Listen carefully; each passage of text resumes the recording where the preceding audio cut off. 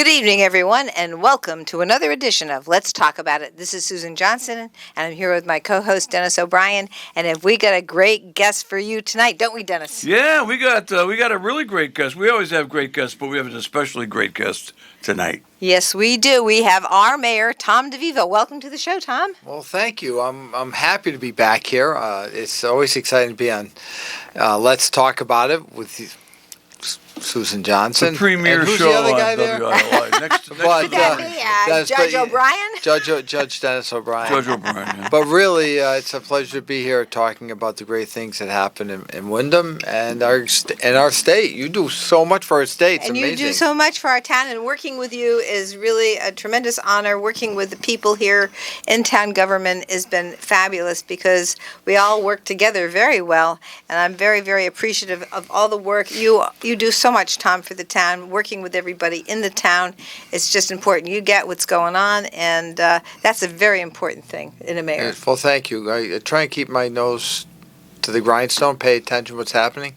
You know, we heard today from some people about healthcare. It's about people, but politics is about people. Yes, it is. is. It's really not about the bridge that you're going to build or the school that's being proposed or whatever. It's about the people that will be served by the school, people that have to use the bridge. It's the people. And, the three of us we care about people. Yes, and we we like do. people. Well, We wouldn't be here if we didn't. Susan and I like people. Dennis, Matt Dennis Rupar, likes he wouldn't be people, here if too. we Dennis didn't. likes people a lot. Oh, yeah, he does, definitely. but he's got Some of he's them got like a lot me, of actually. ideas about how people I got ideas, ways yeah. to go. Anyway, but we're going to talk about what we just did, Tom. We were both the mayor, the state representative, the governor, the Congressman Courtney, Governor Lamont, and President Ismaili from Eastern Connecticut State University, President of Hartford Healthcare, Jeff Flack. All we're here with Donna Handley, who's done amazing work with Eastern Connecticut State University, going into our second year of having a nursing school that works with Hartford Healthcare and Eastern Connecticut State University. Because as everybody knows, we've suffered with a nursing shortage for a long time in the state, and having another way to train people to become nurses has been something that has been a big objective of Eastern Connecticut State University and Hartford Healthcare. But the wonderful, amazing work by CEO of Eastern Connecticut Hartford Healthcare Hospitals has been something that has really helped bridge this program with our new President Ismaili at Eastern Connecticut State University to create this nursing school that is in now its second year of creating nurses here in Eastern Connecticut for the whole state. You know, that was really inspiring to see how one of the best healthcare systems in the world, Harvard Healthcare, Yep. To be partnering with our university, our local university, ECSU, and the training and the young men and women that have chosen to be caregivers. And nursing is, and I was really, I think Donna Hanley is an awesome. Is she president? I don't really know She's her the title. CEO for She's Eastern the CEO Connecticut. of Eastern Connecticut Hospitals, which is Bacchus and Wyndham. Correct. But she wears on her name tag nurse. That's right. She is still a nurse. So she's there to be a nurse and to help people. She's not just the CEO.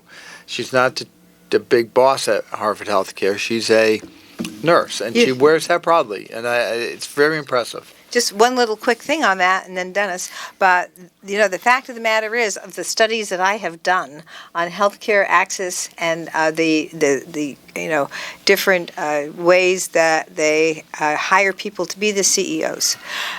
Our CEOs, who are medical professionals, do the best job, and they also are the most cost efficient. So they're doing both things very, very well, and she is very much on that. And I just want to say one more thing about Donna, who is really Donna Handley, our CEO at Wyndham Hospital.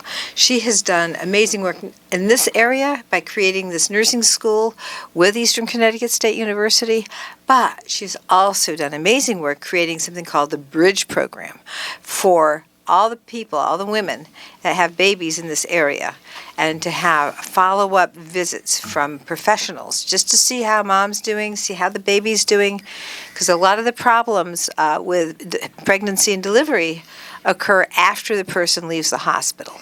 So this is a good and a great thing that's been going on. It started in Bridgeport, and now here we are doing it in Eastern Connecticut because of Donna Handley's work. So it's my turn? Yeah, it's your I turn. have to take a number. Or stand in line, Matt, if I want to say something. But all I wanted to say was I can remember when Donna Handley was first promoted to be the president of the Eastern region of Hartford Healthcare, covering, as Tom said, Bacchus and Wyndham Hospital. I was so pleased to have somebody who had worked their way up through the system and was a medical professional, a nurse. I mean, she's a great example to everybody who wants to be a nurse, who wants to go into nursing, and to have the nursing school here in Willimantic is just fantastic. I mean, I never dreamed that we would have a nursing school at Eastern Connecticut State University, and I'll bet you that a lot of them are going to stay in this area, and they're going to provide services to our people in Wyndham and the region. Yeah, so true. And then, the young people, what was it, about 35 or 40 kids and young people. It's really impressive. And also, we talk about Don Hanley's side, but the leadership with Dr. Ismaili and his team. The team at ECSU really, truly believe in this. They think that it's helping. It's not like a technical school. We're going to get a real bachelor's degree in nursing. And, they'll be able to help more in physicians' offices and such. It's not a CNA program. There is a CNA program in town, and that's very successful through Community college. the community college. What is it? It's called community college. Yeah, Connecticut Community College is what system, and they have a CNA, and CNA is like the first level health care. Yes, it is. The reason I mentioned is one of the young girls I knew, because she lives on North Street, believe it or not. I believe She did the CNA program, and she's working at St. Joseph's, and then she decided to go to Eastern and now move into this nursing. So what a great transition. What a way to help young people find a career or something to excel in Wyndham, because we're not going to, there's a nursing shortage statewide. That's right. But most likely, if they have family ties to our community, they're going to stay, and because they're going to college, learn to be caring people. It was a nice event. Not just family ties. I know that people who come here from out of town to go to school here, a lot of them stay here because they, just like us, Susan and I, because we weren't born and raised here, but we came here at a young age, and we just really appreciate this place, and we stayed, and we love it, and we're not going anywhere. I came here to go to Eastern Connecticut State University, and I was quite pleased. After I graduated from there, I was able to work at Legal Aid doing Medicare and Medicaid law. So it was really a great thing. And, one of the things that I hope to continue to do in the legislature is work on the Medicaid changes, because I want to make sure we mitigate any of the bad impacts that are going to occur. We're going to see a lot of different kinds of things, but we're going to take a peek and wait until after this latest negotiation in Congress occurs, and maybe there will be something that can be done about the cutbacks in the Medicare and Medicaid programs, primarily in the Medicaid program. Cutting $1 trillion out of the Medicaid program nationwide is going to have a devastating impact, because I want to just make it clear again, and I've said this before on the show, the Medicare and Medicaid programs are the foundational money for our health care systems. And we take that kind of money out of it, it's going to have a real difficult, very, very difficult impact on the providers of health care in this country. Yes, but going back to the Eastern kids, that was really something. Did you go in and see the products they have to work with? I think I would call them tools. Yes. They have the mannequins. They have mannequins that you can inject. Yes. If you inject them with the wrong drug, they have allergic reactions. So you're supposed to check. There was a checklist to make sure that you didn't do anything they're wrong. high-tech mannequins. They are. Okay. Oh, yeah. These are not mannequins like you see in the... These are mannequin patients. Mannequin patients. Yes. Well, Yes. they are mannequins, right? Electronic Is mannequins. there a different name for them? That's a good. I don't know what else. If There's a different name. Yeah, robot. You could use a robot. Okay, But they are technically created so that you can figure out, the heartbeat is wrong, and you can create the wrong heartbeat and figure out how to fix that heartbeat with medications. So these are things that will train nurses on how to deal with patients that have the whole range of medical conditions, and whether it's heart, digestive, baby delivery, all the different types of mannequins or robots that you want to call them, and they are very, very good, and they have big rooms with the technology in them that will be training so that people can learn on the grid to how to manage the care of all different types of health conditions. I was really impressed. I felt the pulse of one of the mannequins. I saw a baby delivered in another one. I saw babies, that were just out of the womb. I don't have a number, but I'm going to cut in. I can see that you two are both thrilled by the. I didn't get invited to that event, by the way. I'm not a judge of probate anymore. I probably would have got invited if I was still judge. That was a long time ago. And, No, you would have. You could have were gone. invited. You could have gone. You're always welcome. I'm too busy. I'm too busy doing good works elsewhere. You're married to the rep.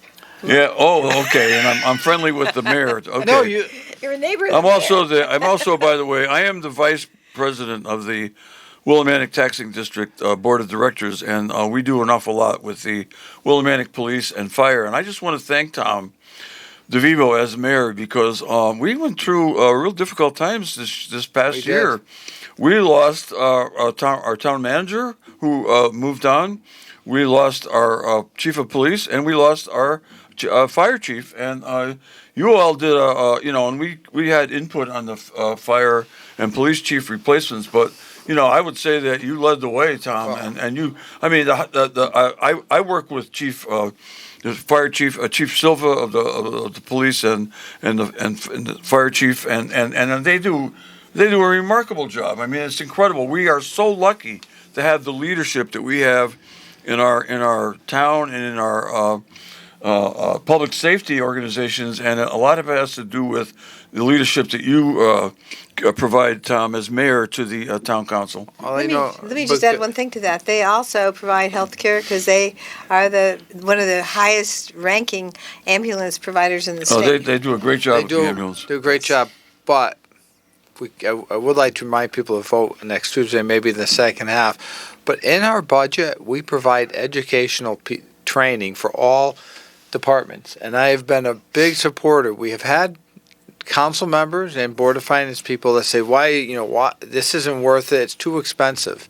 But when we had these people leave, we had people that worked for us that knew what they were well educated, they knew their careers, they knew their jobs, and they were able to outline it because the police and the fire are very, very important for public safety, and we couldn't skip a beat, and we didn't. We never missed a beat on one day. We had on the police side, we had Deputy Chief Chuck Miller. He did a fabulous job running as interim chief. Yes, and he's got a master's degree in public. And I just saw him last night at the meeting, and he gave it correct information about noise ordinance, bicycles, correct, electric bikes, all kinds. I mean, he is a font of information. He and Chief Silva make a great team, a fantastic team. In the budget, when you see we pay for educational credits, offer opportunities, it attracts people who want to succeed in their chosen career. It also helps them be prepared to take the leadership role when it's needed. So there's no, taxes are high, and it's always a struggle to pay your taxes. But they're not going up. But there's a purpose, but we're not wasting the money. We're thinking about the future. You can't just think about today. You have to plan for the future, and we're having these talented, educated workforce is important, and a stable workforce, I think, is important too. Yeah, let me just say one more thing about the police department. Yeah. About a year and a half ago, or less than that, they were down 9 officers. And, it's hard because we're in competition with other towns that have a better economic situation. And we're in competition with them, and it's very easy for officers to say, well, look, I could make more money over there, and over there. But you know what? We did have some people leave, but one of the reasons that they do is because they're trained so well here, other towns are very much interested in hiring them for more money. But you know what? Thanks to Chuck Miller and Chief Silva, they have recruited And Tom, you do all the swearing in, so you know it's a lot of them. 8 or 9 new officers. They're up to one officer below the standard that they're authorized. I think it's 42. They're up to 41, and there are a couple in training now, maybe Correct. more than a couple. And that's great. I've watched, I've been swearing in police and fire personnel for a while, and they seem to get younger and younger. Did you feel that way when I became mayor, Dennis? Did I feel that way when you became mayor? They get younger and younger. I didn't think of you being as young as they are. Some of them are in their 20s. I mean, or late 20s, early 30s, and they're in great physical condition. They're smart. They're well educated, and they're really anxious to go out there and do a great job. They are providing public safety to the people of Windham. And I won't say any more about public safety, but you know what? It's a big factor that makes life in Windham Willimantic, and I'm talking about Willimantic for police and fire here, but the volunteers do a great job out in the Windhams too. In fact, one of them, who former volunteer, is now Deputy Chief Prescato in the fire department. He's excellent, and in his years in the fire department, he's written grants, he's brought in all kinds of funding to the fire department. And now he's the deputy chief, and he got his early training in the Windham as a Windham volunteer. Yes, and also on the police side and on the fire, we haven't sworn in as many firefighters, but I know some police side we're getting young people of color and young people who are bilingual, and some women too. Some women, yes. Yep. So young people, we have men and women, but they're bilingual. That's right. And you know what? When someone's in distress and needs help, to be able to speak to them in their language certainly saves time, makes the whole process safer for the person who's in danger or needs public safety assistance, and for the responding officer. If you can communicate and you have the right facts, it's definitely the right way to go. Well, I served with you for 6 years in the town council, Tom, and I know that you're a champion of public safety. I mean, you are always been a big supporter of police and fire from there, and I am from the actual taxing district board, which deals directly with police and fire, and we have a great board as well. But the town is in good hands. We are doing a great job. When I was there for 6 years with you, we new community center, renovated high school, renovated as new parking garage on Main Street, Shabu stage, all kinds of good things, and things are. People from out of town all came up to me when I was coaching Little League and said, "Wow, Windham and Willimantic are doing such great things." Well, you couldn't, and you can thank the right people, but our Little League fields, you come from another town, there are no fields like our fields. No. At Legion Field, there's nothing in comparison to. And now Moises, who lives across the street from the field, he was at the meeting last night. He told me the lights went on yesterday. The lights on the girls' fields. Okay. And he sent me he texted me a picture of it, and I'm delighted because that was something else that the town council did. Yeah. Remember, we had that big meeting. Yeah. And we got the ARPA funds. How could I forget it? And a lot of the money went to our local parks. There's Lauder Park got money for the splash park and other things, and they gave money to the Little League, and and they did lights on the girls' fields which is right on Route 32, and I'm so proud of that because I spent so many years coaching on that field, and Susan Johnson actually saved that field because a certain local realtor wanted to take it and sell it and make it a subdivision for when the Legion owned the field, and now the Legion decided not to do that. And after Susan got involved many years ago, and now we still have that field. I certainly remember that certain real estate agent. But yes, we do. Yeah, and But it's really we worked it out. You talk about town meetings. I can tell you as mayor, I've run some very interesting town meetings. Last night we had a town meeting concerning the budget, and our next year revision, we're going to once again have to try and eliminate that town meeting. So we have that, and then we had a public hearing. But they had the town meeting for the ARPA money that was at the high school with several hundred people, and there was a little section of people that were non-COVID believers, and they wouldn't wear masks, and everybody else was scared. They were just scared. This is a while ago, right? Yeah.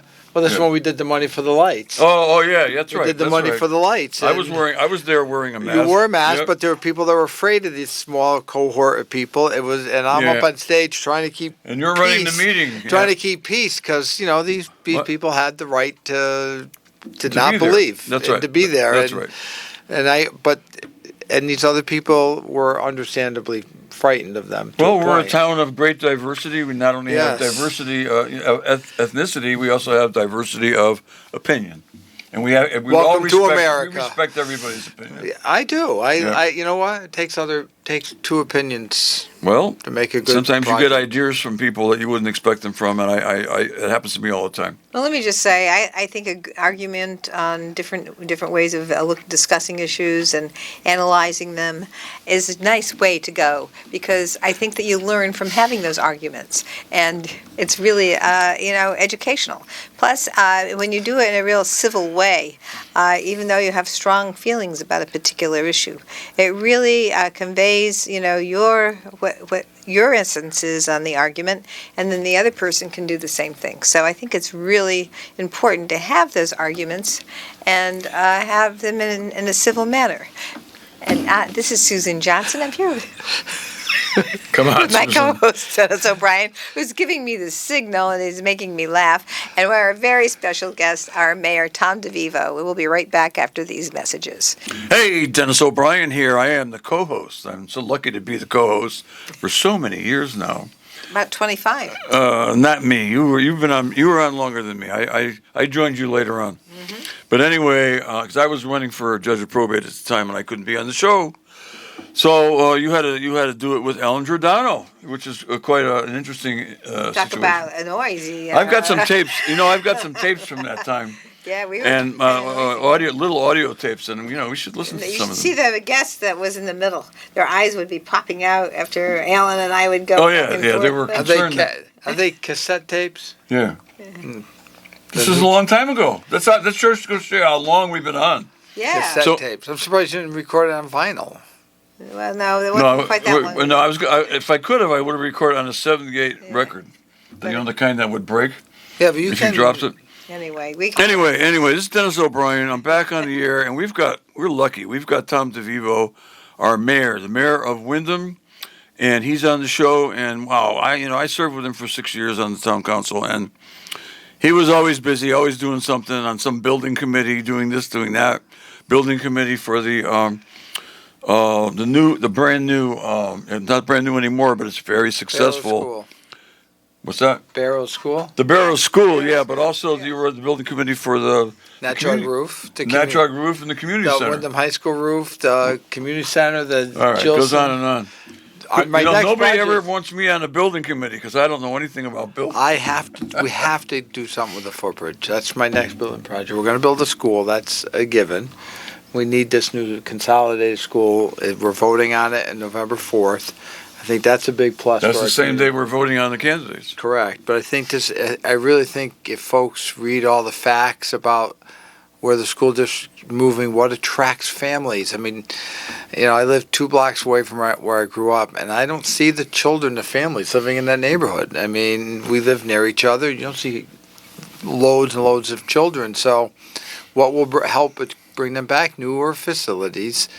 Who brings in teachers that want to be part of our community? Newer facilities. You're a young teacher. You're 22 years old. Just graduate Eastern with a degree in education. You're going to go to a town that has brand new buildings. Not only the building, but all the bells and whistles and the stuff you know how to use. You air learn how to conditioning. use air conditioning. Which they never had when I was a kid. And I'm sure I never noticed it though. Neither did I. I was too busy thinking, why am I here? I'm here because my buddies are all here. Yeah, I used to daydream about I should be playing basketball. You thought about baseball. It was just whatever. I really never noticed we didn't have air conditioning. But now all the schools have air. I went to summer school because my parents both worked and they wanted me to be. They wanted to keep me out of trouble when I was very young. I think it's a necessary thing because we start a little bit earlier in the season now. So we start before Labor Day. So the season is So generally school warmer. starts earlier. And yeah. then going through into June, it's warmer now these days. So it is a necessary thing to keep the children comfortable, and having good HVAC, heating and air conditioning systems is really important to the comfort of the students and the staff. So we really have to have the students comfortable, and I'm really thrilled with the work Dennis, you've been involved with this. Tom has been involved with the middle school, changing over, getting the high school renovated as new, getting the barrows done, getting a Natchog roof done, and I understand there's more other renovations that have occurred in the Natchog school recently. And then there's just been a number of great opportunities for our school. I think the next big deal is going to be to try and get an elementary school for the grades, what is it, 1 through 4 or 5? 1 through 4. 1 through 4. And have all the students 1 through 4. K through 4. Oh, is it K through 4? Yeah, it is Five K grades. through 4. Okay. You're correct. Don't forget the little ones. Well, if you're in first grade, I still you're a remember little all the one. kids I went to I'd say kindergarten with. if you're in first grade, you're a little one. You're littler. Yeah. Yeah. Just so anyway. You're growing. But a if little we have an elementary school that includes all the students with brand new equipment and everything, and that'll be a really great thing for the students. And then I think there'll be a better sense of community, because you go from your elementary school to your middle school to your high school with the same group of kids, and that's going to be I think a big plus for the students. You're going to know a lot of people. You're going to know your buddies Yeah. all the way through. Well, I didn't So have any you're not trouble gonna- with that when I You're was not going a to kid. have God, there the were kids transition. everywhere. You're not going to have the transition problems No. that I think occurs when kids go from these smaller elementary schools that aren't even full anymore to the middle school, and then that transition's, I think, a difficult transition. I think that having everybody transitioning at the same time from one type of school to the next is going to be a big plus for And the it's going students. to save a lot of money. Definitely, we won't be heating 4 buildings. One That's built right. in 1913. The boilers are like Volkswagens in two of the buildings. Yep. They're like Volkswagen bugs. I remember seeing when I saw the heating system, and I remember Nictalis was with us, and he serviced them at the hospital in Hartford. And he looked at it and said, "Wow, look at this!" And it was like it was bigger than 2 He's Volkswagens. talking Yeah. about the Kramer School. The Kramer School, School. yeah. But at the high school had big. But I've been in the basement because I remember when. Who was the gentleman that took over the schools? He was appointed special master. Oh, yes. Dr. Adamowski. Dr. I remember he said, the community, we don't really need the school building so much, but I think the community really wants this building brought back, so we're going to put a roof on it.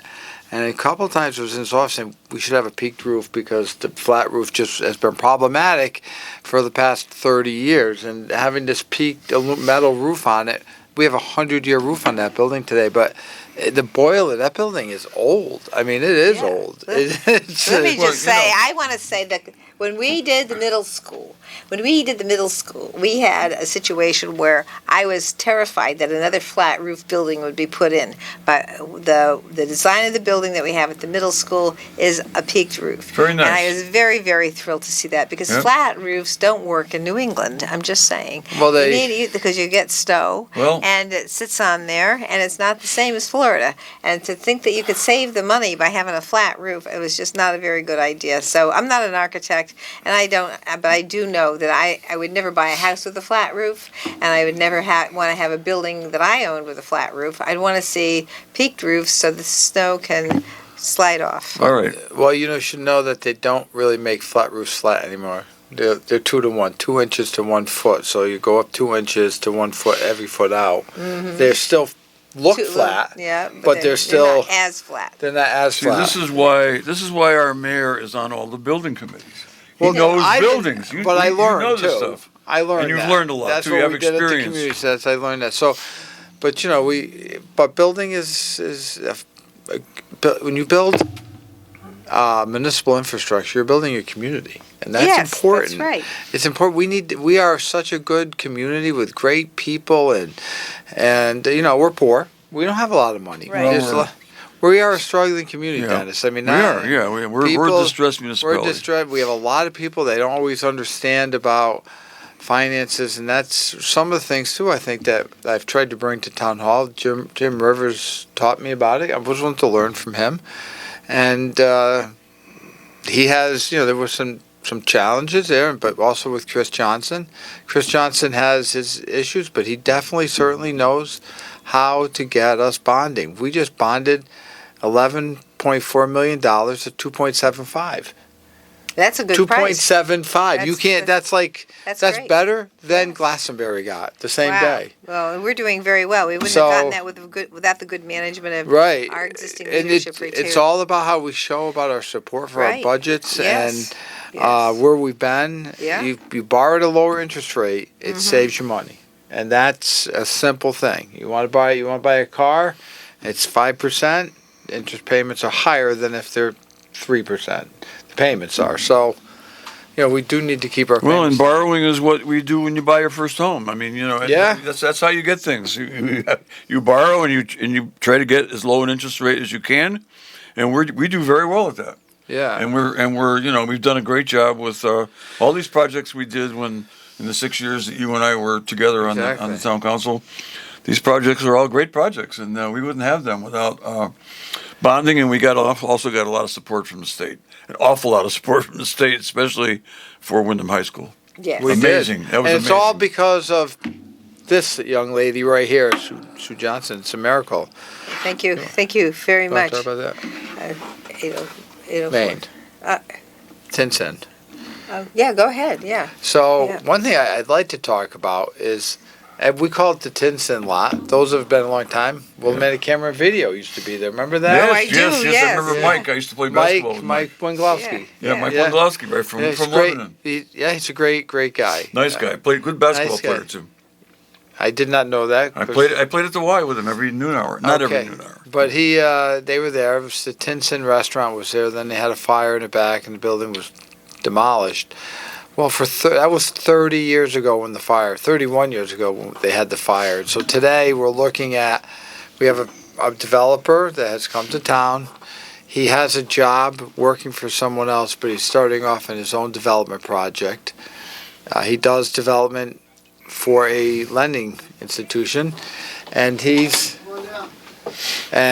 taken off, and he wants to buy 804 Main Street, and he's going to build a 58 apartment project there, modularly built, and that's come before the town council. He's already been through zoning, so all the zoning requirements are met. Last night we have a public hearing before we sell property, and there were some people that didn't quite understand. They weren't happy with what planning and zoning did. Well, that's not our role as the council. The planning and zoning has guidelines. They have the expertise. They have the expertise. They what know they the do. regulations. Correct. They know the regulations. And they know It's what they do. It's very complicated. Yep. How many square feet? Yep. Stairwells have to be a certain. Right. All those things. Fire systems. All that has to be. Trash removal. So the community came out and spoke about that, but we did postpone. We will be having another meeting. It's really, I believe, it's a good project for Main Street. This gentleman's going to pay taxes. He's going to have a lot of employees. He's going to have two commercial spots. I think it's really a great opportunity to fill. Put feet on the street. Yeah, and also put Customers your for downtown front businesses. tooth back in. It's like if we have a tooth missing, and now we have two teeth missing because we lost the other building. Well, I just want to say thank you so much for your work and thank the council for its work and being very, very good about making sure that everything's in place in terms of the council's responsibilities. And I was there last night, and I was really pleased to hear all the work that the council has done. And I want to say, too, that there's been a huge improvement in code enforcement in this town over the last 20 years or so. We now have building officials going in and making sure that the apartments and the fire code or building code is all up to date. And I even get calls from some landlords that say, do I really have to make my apartment up to date for this or that? And I go and get the Office of Legislative Research report for them and show them how they really do have to do that. And by the way, it's good for your tenants. It's good for the health and safety of everybody. responsibility to make sure that the code that you and your apartments is up to date. So I know that the town is doing its job because I get the calls from the landlords, and you can tell the difference too, because I think the buildings on Main Street look much better. And back in the day when I was on the council in the 90s, the code enforcement wasn't as what it should have been, and so it is much better now. And I have to thank the town for doing good work there.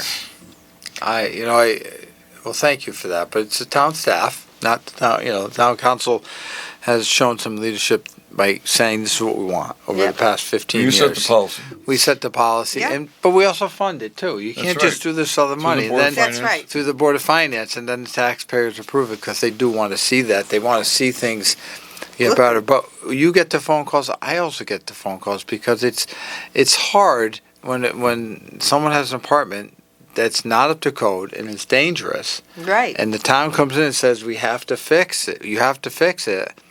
And that means these people have to get out of their apartments. Mm-hmm. And that's a challenge. That's not as easy as just saying it. Because, you're displacing, it could be a family. Mm-hmm. And they may have lived there for 10 years. Well, that's a lot of the time that happens with the lead paint. But that happens with fire code. Yeah. I've gotten phone calls from people that they're making me leave because the stairway isn't safe. They have to get help with displacement. Right. Correct. If it's a code problem. We send them to the problem. I send them over to see Liz Myers, or tell them to call Liz. That's what she's there for. She's a great staff member. That's at the community center. At the community center. She works under Angela Fournier. Right. They do a great job. There's nothing to be ashamed of. They do a great job. Yes, they do. But it creates fear, and we're not trying to create fear. We're trying to upgrade the structure. Well, they're fear let me that just they're say going to be something homeless. about the building though that you're working on now, and that's going to be brand new. It's going to be all up to date with the code and all of that, and it's going to have the good work of the town doing the regular checks on the codes, and so it's really going to be a great opportunity for us to have more people. And by the way, as a state legislator, one of the things that I'm very concerned about is the fact that we do not have enough housing in the state of Connecticut. This is going to be another opportunity for housing for people to have. And the more housing we have, the better off the state will be economically. You're right. But if all these projects come into fruition, and we'll talk about, because this came up last night, because we have had we've had an uphill journey trying to develop our community. We've had developers come and go, and developers start and stop and start and stop. But we can't give up hope. And that's what I was kind of hearing last night at the council. They're very afraid to step into the abyss because there's risk. There's risk in that in helping people, this new developer. We don't really know. It's not like calling up Tom and Tim DeVivo or whoever it might be, or Dennis O'Brien. We know Dennis. I can't develop anything. But if you said you were going to, you'd do it. I'm all for it. Oh, you do. Yeah, but I'm all for it. You'd figure it. You could figure it out, but you wouldn't let. But you wouldn't let it. But you wouldn't talk. You wouldn't do it if you're not going to be a hammer. No. Right. I don't have a hammer.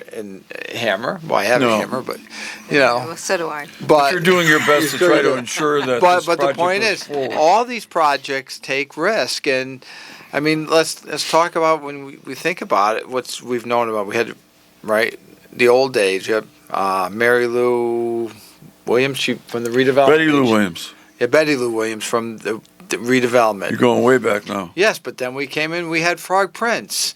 Then we had remember Frog Prince? Yes, I do. Then we had, and they were hopeful. Yep. And then we had Poco. Remember Poco was going to come in? Oh, yeah. And then we had Chifa come in. They were going to save Main Street. And then we had. Okay, so what you're saying we is have another developer people are coming up. concerned that this project is not going to happen, even though. But you can't just. It's the best intentions of the developer that's going to correct. happen. I think he has good intentions, and if we all help him be successful, he will be. Yeah. If you don't help him, he won't. The other thing that is going to happen with this project is he's going to lease 60 parking places at the garage. Is that still part of it? No. Okay, that's too bad. Well, that was a problem for him. That's not a problem. I think you went to your meeting last night. Your wife, we have to do what we want to do. We have to adjust our parking regulations. Yes, well, that's what we're going to do. Okay, but what you want to do, the management, but we have to adjust our